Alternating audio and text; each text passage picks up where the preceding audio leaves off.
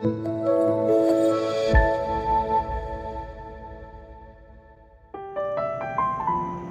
pagi, selamat berjumpa kembali dalam sarapan rohani Jemaat Galangning yang Abian Base. Hari ini Sabtu 8 Oktober 2022. Sebelum kita bersama-sama beraktivitas, mari kita akan berdasari kehidupan ini dengan membaca merenungkan firman Tuhan. Tapi sebelumnya mari kita bersama-sama berdoa.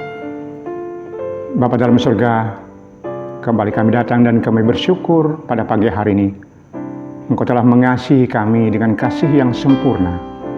Engkau telah melindungi kami dan Tuhan membangunkan kami pagi hari ini dengan tubuh yang sehat. Semua karena anugerah dan kasih-Mu Tuhan. Terpujilah nama-Mu Tuhan, biarlah kasih anugerah Tuhan juga akan menyertai kami semua di tempat ini. Dan damai sejahtera-Mu akan menyertai kami semua Tuhan.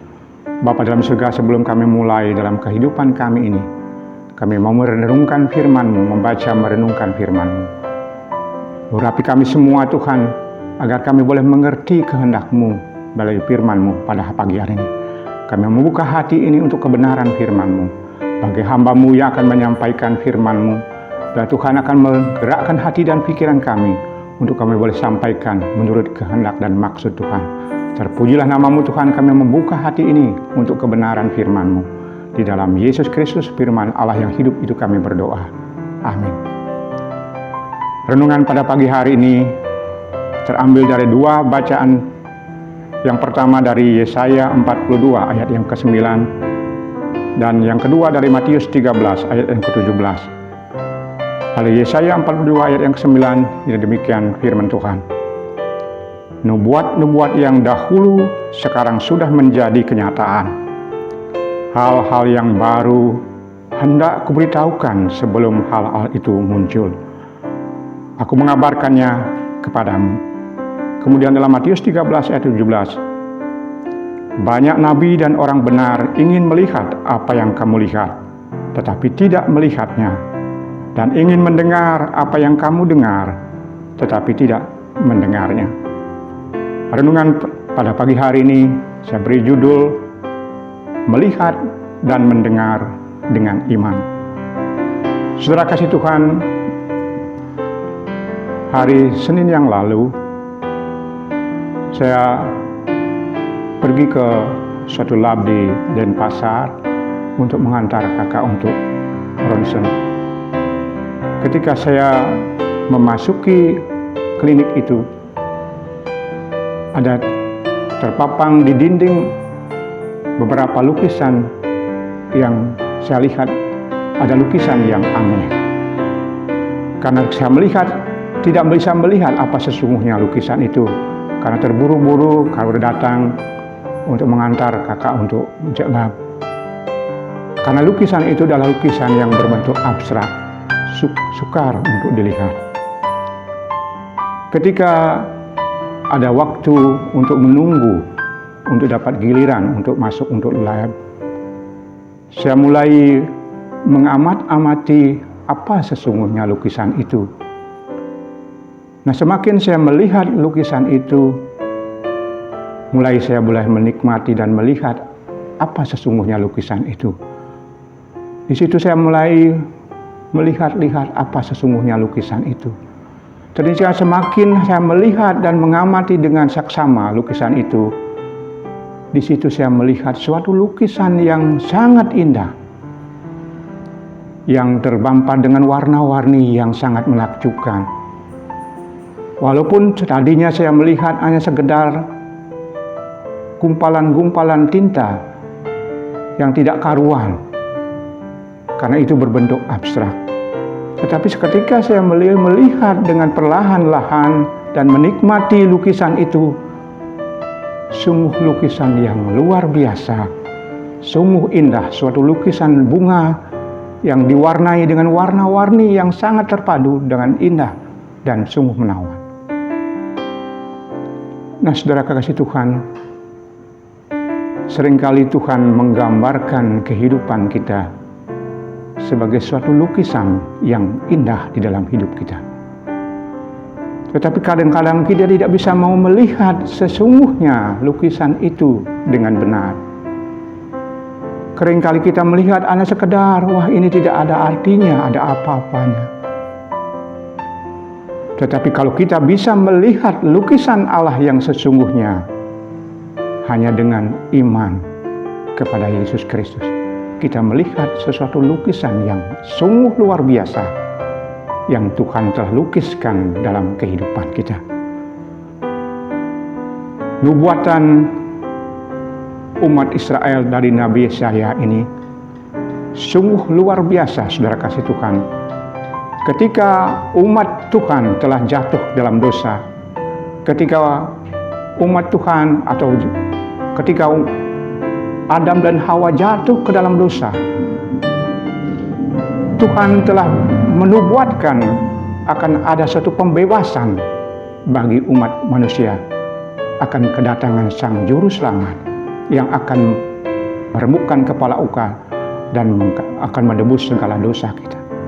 Nah, demikian juga dalam Yesaya dalam 42 ayat 9. Tuhan telah melihat umat Israel yang telah jatuh dalam dosa. Dia telah dibuang dalam pembuangan. Ada satu nubuatan akan Allah. Akan ada seorang yang akan membebaskan umat Tuhan dari pembuangan itu, dari dosa-dosa itulah. Nah, saudara kasih Tuhan, seringkali Tuhan mengizinkan terjadi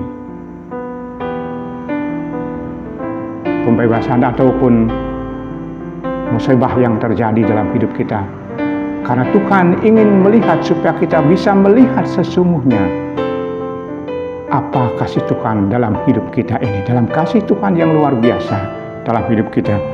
Dalam Wahyu 3 ayat 19 dikatakan, barang siapa kukasihi, ya kutegur dan kuajar. Itu berarti Tuhan bukan hanya supaya kita hidup dengan ketenangan saja, tetapi Dia ingin mendidik kita, menghajar, karena Dia mengasihi kita. Didikan Tuhan bukan supaya kita hidup santai, hidup tenang, tetapi didikan Tuhan kadang-kadang menghajar dan mendidik kita atau menghajar kita supaya kita kembali dalam kehidupan yang benar. Demikian juga kehidupan umat manusia pada saat itu, khususnya bangsa Israel. Ketika dia telah jauh dari dosa, dia jatuh dalam dosa, dia telah melanggar perintah Allah, dia diizinkan Tuhan hidup dalam pembuangan. Supaya bangsa Israel untuk melihat kembali siapa sesungguhnya. Dialah yang akan membebaskan umat Tuhan dari pembebasan dari dosa-dosa manusia. Itulah kasih Allah. Mungkin dalam kehidupan kita juga Tuhan mendidik, menghajar dalam hidup kita, supaya kita bisa melihat juga kasih Tuhan yang luar biasa. Maukah kita melihat itu sebagai suatu lukisan yang indah? Karena kita dilukiskan untuk satu lukisan yang indah. Hanya syaratnya adalah dengan iman kepada Yesus Kristus. Kita melihat, walaupun dalam kehidupan kita ada banyak cobaan, ada godaan dalam hidup kita, tetapi kalau dengan iman, kita tidak akan pernah khawatir dalam hidup kita, karena kita melihat Tuhan bermaksud.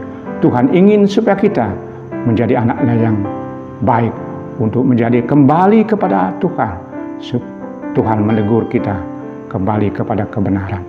Dalam ayat yang kedua kita melihat di dalam Matius 13 ayat 17, banyak nabi dan orang benar ingin melihat apa yang kamu lihat, tetapi tidak melihatnya, dan mendengar apa yang kamu dengar.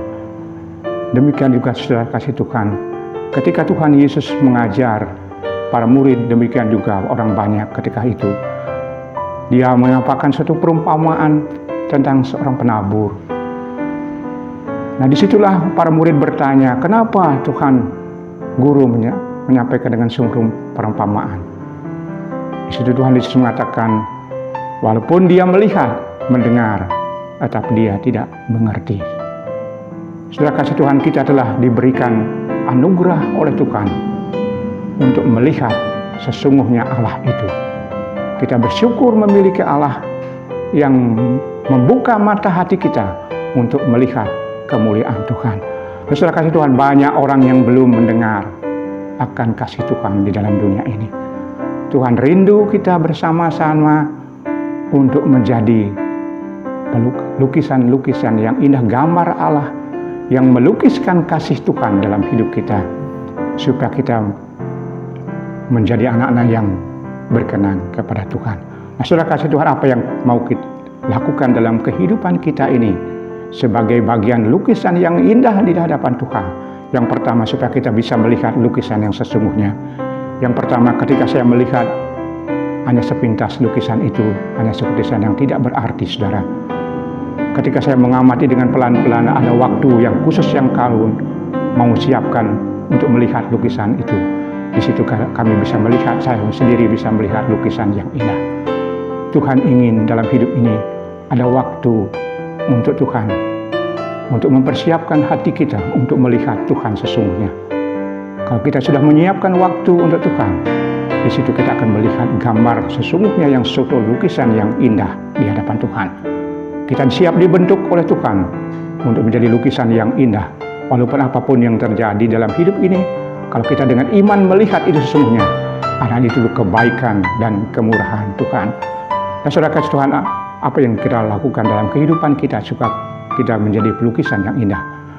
Nah, kalau kita mempunyai suatu lukisan yang indah, saudara, pasti kita memajang di depan atau tempat yang baik, di tempat pemandang yang umum atau di tempat yang mudah dilihat. Jarang saya melihat orang kalau melihat punya lukisan ditaruh di gudang, kalau lukisan yang baik. Nah, tapi tentu kita akan menaruh di tempat yang baik supaya dilihat orang. Nah, rupanya Tuhan yang membentuk kita, melukis kita dengan lukisan yang indah. Tuhan juga ingin menempatkan kehidupan kita di dalam dunia ini untuk menjadi lukisan yang indah dan senang dilihat orang. Nah, mampukah kita untuk melihat, memambuk menjadi lukisan-lukisan yang indah, yang sangat menyenangkan ketika orang melihat kita sebagai gambar Allah, lukisan Allah yang indah dalam hidup kita. Itulah renungan bagi kita bersama-sama untuk siap menjadi lukisan dan membawa lukisan yang indah di dunia ini, untuk dilihat sebagai gambar yang sungguh indah, yang menyenangkan, menyejukkan bagi setiap orang yang boleh melihatnya. Dengan iman dan percaya kepada Yesus Kristus, pasti kita akan bisa menjadi pelaku firman yang Tuhan perkenan dalam kehidupan kita. Itulah firman dan renungan kita pada pagi hari ini.